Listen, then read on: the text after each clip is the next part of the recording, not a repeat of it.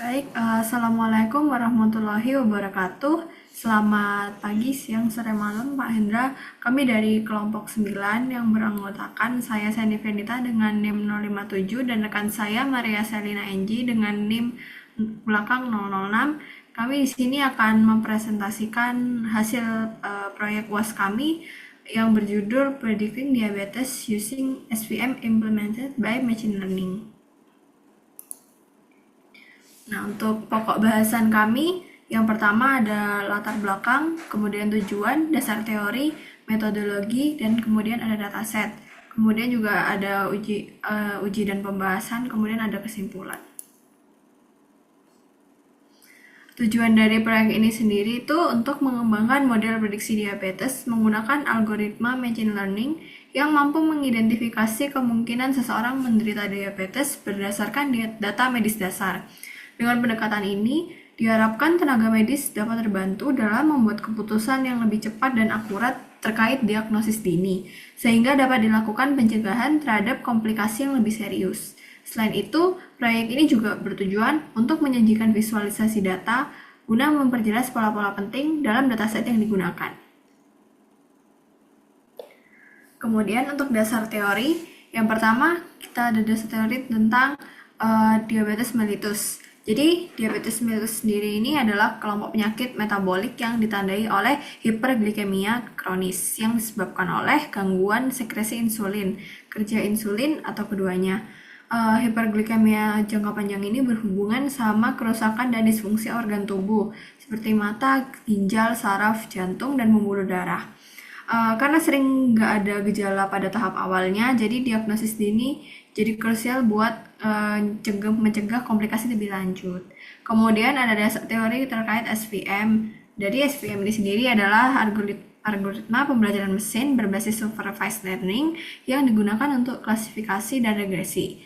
Dan SVM ini bekerja dengan mencari hyperplane optimal yang memisahkan dua kelas dalam ruang vektor dengan margin maksimum.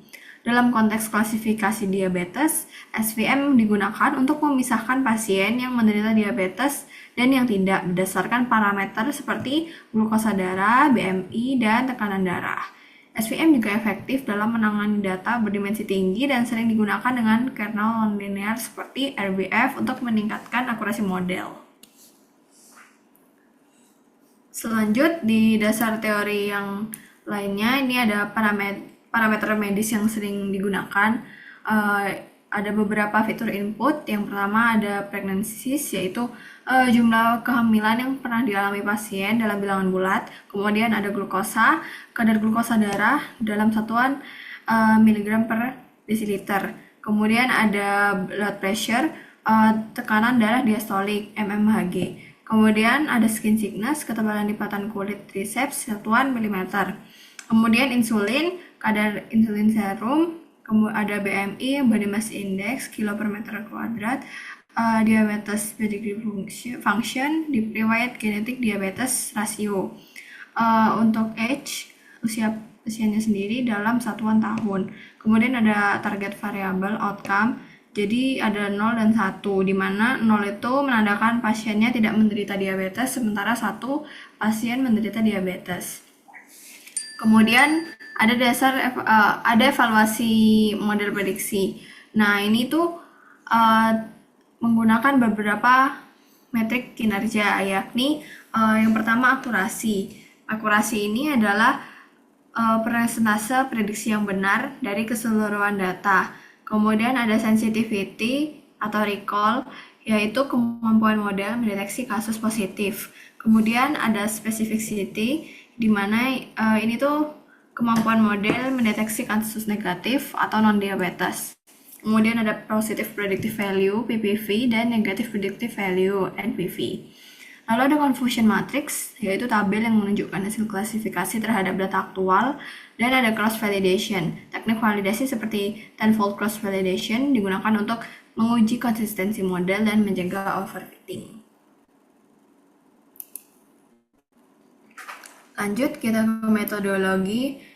Di metodologi sendiri ini kita ada di sini ada flowchartnya, dan prosesnya ini dimulai dari loading libraries dan dataset, kemudian ada missing value handling, ada outlier handling, kemudian ada pre-processing data, kemudian ada training model SVM dengan RBF dan tenfold cross validation, kemudian ada evaluasi model dengan score, akurasi, precision, recall, specificity, F1 score, dan confusion matrix-nya.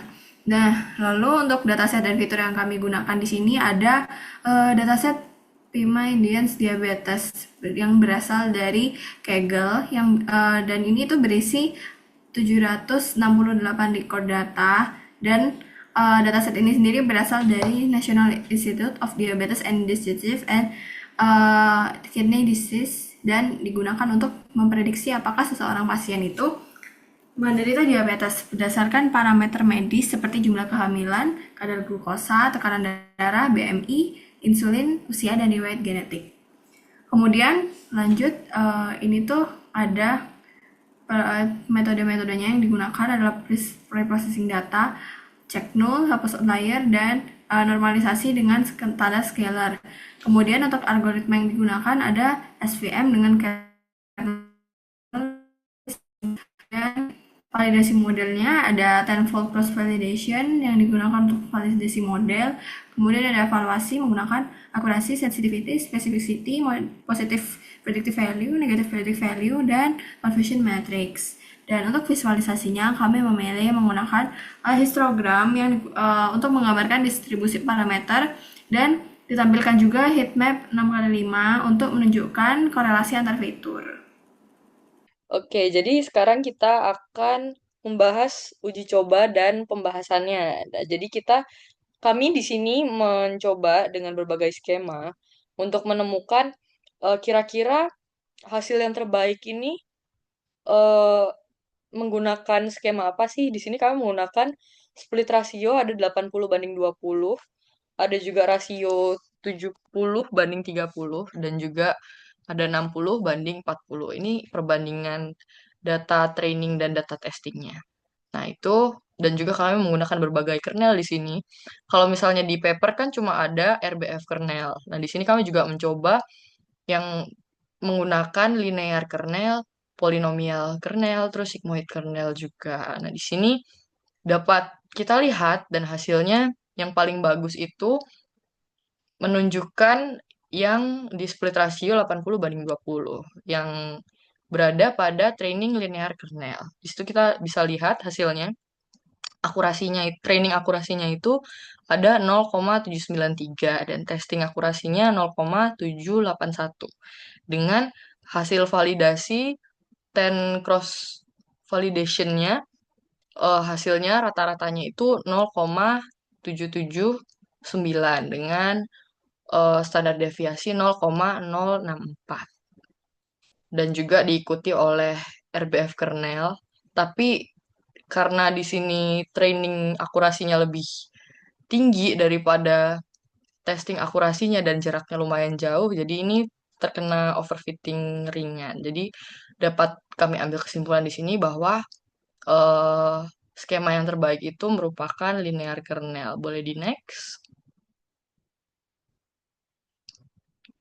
Oke, di sini ada hasil perbandingan dari setiap testing akurasi, presisi, recall, dan F1 score dari berbagai skema yang kami coba tadi dengan sigmoid, RBF, polinomial, linear kernel, dan juga split rasio 60/40, 70/30, dan 80/20. Di sini yang warnanya gelap itu menunjukkan hasilnya yang paling besar dan performanya paling baik. Seperti itu. Boleh di next, Sandy. Nah, ini merupakan ada visualisasinya dengan bar plot. Jadi di sini kita bisa lihat eh, hasil perbandingan testing akurasi dari berbagai macam kernel dan juga split rasio tersebut. Di sini masih kelihatan bahwa yang biru ini eh, merupakan split yang dari split yang 80/20 dan juga yang paling tinggi dan paling bagus hasilnya itu dari yang kernel linear. dan diikuti oleh RBF juga. Boleh di next, Sandy?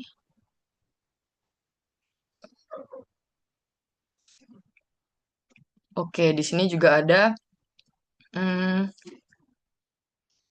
per- perbandingan training versus testing akurasi dengan visualisasi scatter plot. Di sini di gambarnya kita bisa lihat kalau misalnya semakin mendekati hyperline-nya itu, dia hasilnya semakin bagus dan paling optimal. Di sini kita lihat ada linear yang linear ke linear kernel yang berwarna biru itu kan paling deket sama garis hyperline-nya itu. Nah, itu hasilnya berarti baik. Dan juga ada yang maaf,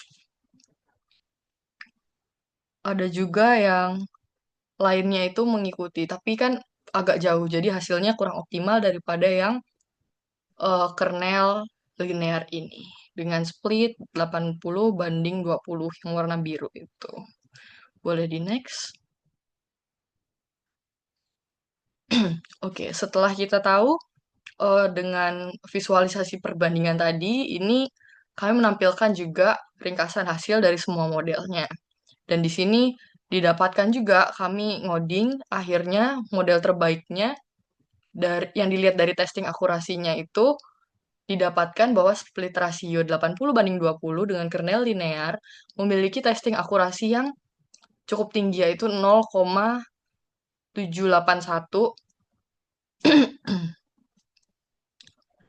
0,781 dengan trainingnya 0,793. Nah, ini hasilnya performanya paling baik di antara yang lain. Seperti itu. Boleh di next. Oke, nah ini buat visualisasi dari confusion matriksnya. Nah, ini ada dua kelas, yang mana itu non-diabetik dan diabetik.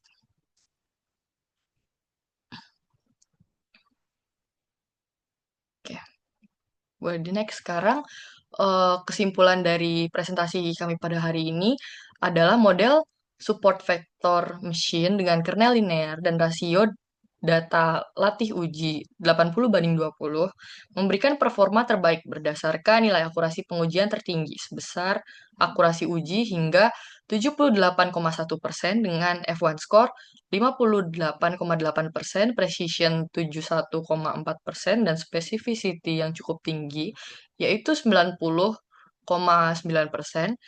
Teknik, teknik feature engineering dan evaluasi tambahan ini dapat disarankan seperti ROC AUC direkomendasikan untuk meningkatkan performa dan interpretabilitas dari model yang kami bahas pada pembahasan kali ini. Jadi sekian presentasi proyek UAS dari kelompok kami. Mohon maaf jika ada kesalahan kata. Wassalamualaikum warahmatullahi wabarakatuh.